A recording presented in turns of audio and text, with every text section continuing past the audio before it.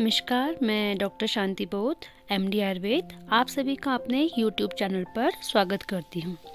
आज मैं आपको डैंड्रफ, उसके कारण, लक्षण और रोकथाम के बारे में बताऊंगी।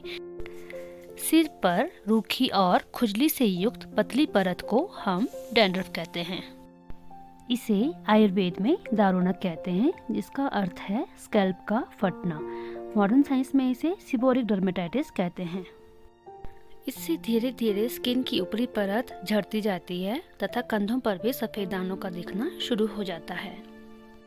डैंड्रफ के क्या क्या कारण हैं, आइए जानते हैं। आयुर्वेद में ये मुख्यतः वात दोष और कफ दोष की प्रधानता से होता है, लेकिन कभी कभी इसमें पित्त दोष और रक्त धातु की भी इन्वॉल्वमेंट देखी गई है, जिसका प्रमुख कारण ऋतुचर्या का पालन न करना और अष्ट आहार विधि का पालन न करना आदि है। दूसरे कारणों में बालों को नियमित रूप से ना धोना, अत्यधिक ऑयली स्किन का होना या ड्राई स्कैल्प का होना, मेलासीज या फंगस जो कि त्वचा पे पड़े ऑयल को खाते हैं और त्वचा को नुकसान पहुंचाते हैं, हेयर केयर प्रोडक्ट्स के प्रति एलर्जिक का होना भी डैंड्रफ का कारण हो सकता है। ये अन्य रोगों के लक्षण के रूप में भी पैदा हो सकता है, जैसे कि सोरियासिस और एक्जिमा एक्सेट्रा।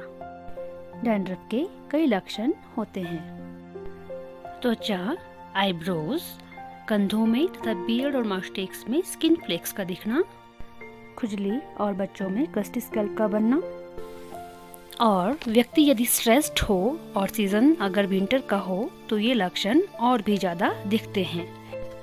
अब हम बात करते हैं रिस्क फैक्टर्स की, यानी कि कौन से लोग इससे ज्यादा पीड़ित रहते हैं।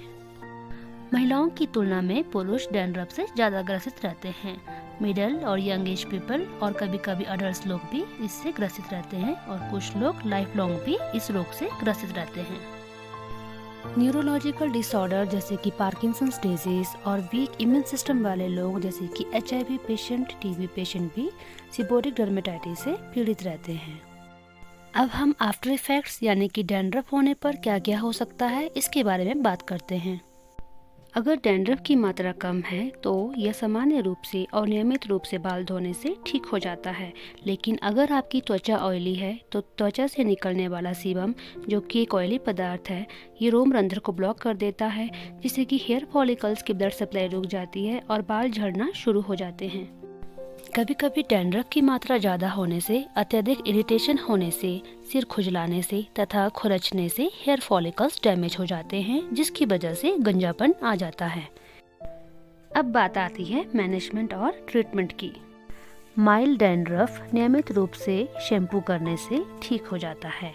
इससे ऑयल भी कम होता है तथा स्किन सेल्स भी बनते हैं। यदि नियमित रूप से बाल धोने पर भी डैंड्रफ साफ नहीं होता है तो आपको मेडिकल अटेंशन लेनी चाहिए। आप किसी डर्मेटोलॉजिस्ट को भी दिखा सकते हैं। मॉडर्न कॉन्सेप्ट के अनुसार ये डिजीज ट्रीटेबल है लेकिन क्यूरेबल नहीं, लेकिन आयुर्वेद के अनुसार अगर कंप्लीट ट्रीटमेंट दिया जाए तो इसे हम जड़ से खत्म कर सकते हैं। क्योंकि यहाँ पे रक्त धातु की दुष्टि हुई है, इसलिए हम इसे शुद्ध करने के लिए महामंजिष्ठा अधिक्वाथ और सारीवादिक्वाथ दे सकते हैं। पेट साफ रखने के लिए आरोग्यवर्धनी बटी और त्रिफला चूर्ण का प्रयोग कर सकते हैं।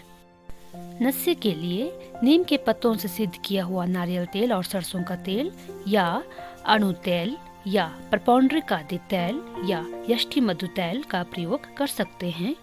क्रॉनिक सीबोरिक डर्मेटाइटिस के केस में हम प्रियाल आदि लेप या नील उत्पल आदि लेप का प्रयोग भी कर सकते हैं, जिसे मेहंदी की तरह लगाया जाता है।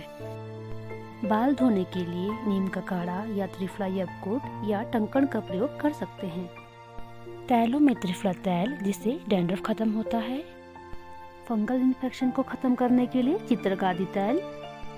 खुजली कंट्रोल के लिए गुंजादि तैल। बाल घना करने के लिए भृंगराज तैल और बालों को द्वारा उगाने के लिए मालती आदि तैल का प्रयोग कर सकते हैं। और समय समय पर रक्त मोक्षण भी करवा सकते हैं, लेकिन ध्यान रखें कि इन सभी योग और क्रियाओं का प्रयोग आप चिकित्सक की देखरेख में करें। वीडियो से रिलेटेड कोई भी क्वेरी हो तो प्लीज़ कमेंट बॉक्स पे लिखें और लाइक, शेयर, सब्सक्राइब करना ना भूलें।